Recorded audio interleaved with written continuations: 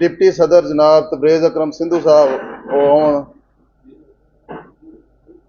Mic उत्थे दे दिओ, उत्थे माइक ले लो, माइक आंदे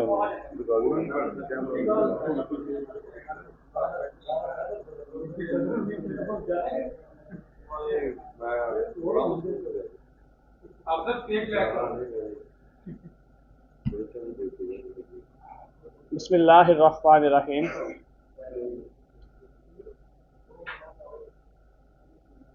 अज का ये खूबसूरत इकट्ठ जिस मेरे शहर के मुअज़्ज़ज़ीन, ताजरान और साफ़ी बरादरान इकट्ठे ने एक पंजाबी चैनल के लॉन्चिंग के हवाले नाल अज का प्रोग्राम है। मैं पंजाबी जुबान के हवाले नाल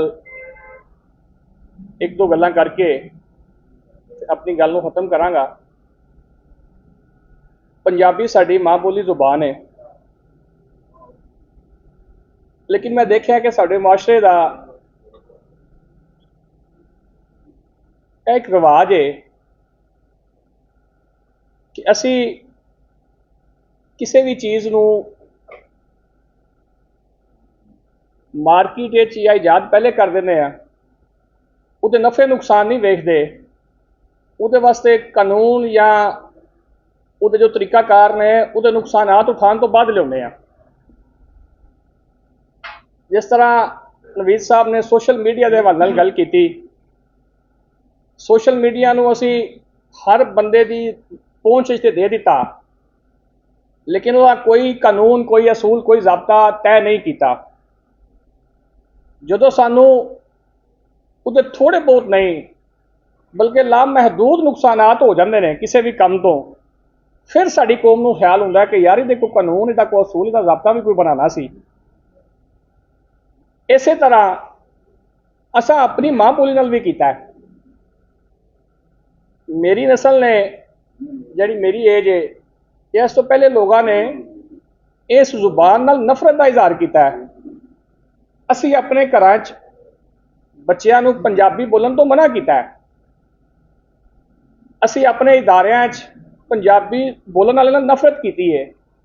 असी अपने मुआशरे च पंजाबी रैतल दे बंदे नूं अगर उन्हें कोई लिबास पंजाबी पहने है तो असी उन्हों पेंडू ते गवार दे अल्फाज नाल असी उन्हों पुकारिया है।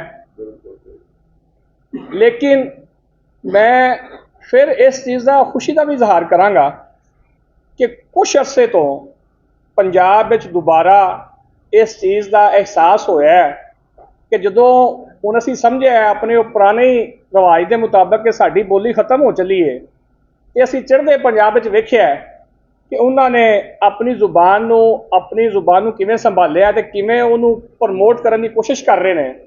चलो किसी नूं वेख के या अपनी बोली नूं खत्म होंदिया वेख के असीं ये कोशिशां शुरू कीतियां ने।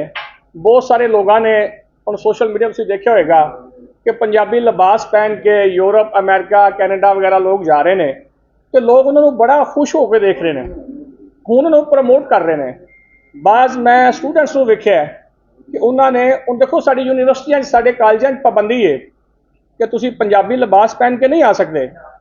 साडे इदारियां पाबंदी है कि कोई सरकारी मुलाजम पंजाबी लिबास पहन के नहीं आ सकता।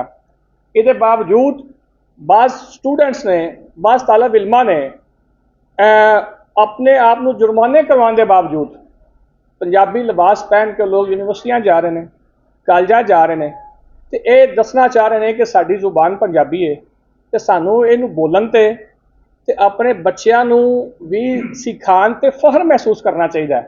सानू उर्दू बिल्कुल आनी चाहिए, साडी कौमी जुबान है। सानू इंग्लिश बिल्कुल सीखनी चाहिए है, इंग्लिश एक इंटरनेशनल जुबान है, तो सानू इंग्लिश से अबूर हासिल होना चाहिए है। सानू साइंस एंड टैक्नोलॉजी तरक्की करनी चाहिए है। सानू दुनिया के हर महाज से, चाहे वह कोई साइंस का होए, चाहे वह कोई सोशल होए, चाहे वह कोई मुआशी होए, सानू दुनिया का मुकाबला करना चाहिए है। लेकिन किसी भी सूरत अपनी पहचान नूं और अपनी माँ बोली नूं ते अपनी रवायात नूं कभी भी खत्म नहीं करना चाहिए। मैं सन न्यूज़ के चैनल नूं, नवीद भट्ट साहब नूं ਵੀ ਇਹਦਾ ਖਰਾਜੇ ਤਹਿਸੀਨ ਪੇਸ਼ ਕਰਾਂਗਾ ਕਿ ਤੁਸੀਂ ਇਸ ਕਮੀ ਜਿਹੜੀ ਸਾਡੇ ਪੰਜਾਬ ਵਿੱਚ ਹੈ ਸੀ ਉਹਨੂੰ ਮਹਿਸੂਸ ਕਰਦਿਆਂ ਹੋਇਆਂ ਪੰਜਾਬੀ ਜ਼ੁਬਾਨ ਦੇ ਚੈਨਲ ਨੂੰ ਤੁਸੀਂ ਔਨ ਕੀਤਾ ਹੈ, ਤੁਸੀਂ ਇਹਨੂੰ ਲੈ ਕੇ ਚੱਲਣ ਲੱਗੇ ਹੋ, ਤੇ ਅਸੀਂ ਇਨਸ਼ਾਅੱਲਾ ਤੁਹਾਨੂੰ ਯਕੀਨ ਦਿਲਵਾਉਂਦੇ ਹਾਂ ਕਿ ਇਨਸ਼ਾਅੱਲਾ ਹਰ ਮਹਾਜ਼ ਤੇ ਜਿੱਥੇ ਤੁਹਾਨੂੰ ਸਾਡੀ ਜ਼ਰੂਰਤ ਹੋਵੇਗੀ ਇਨਸ਼ਾਅੱਲਾ ਅਸੀਂ ਤੁਹਾਡੇ ਨਾਲ ਹੋਵਾਂਗੇ।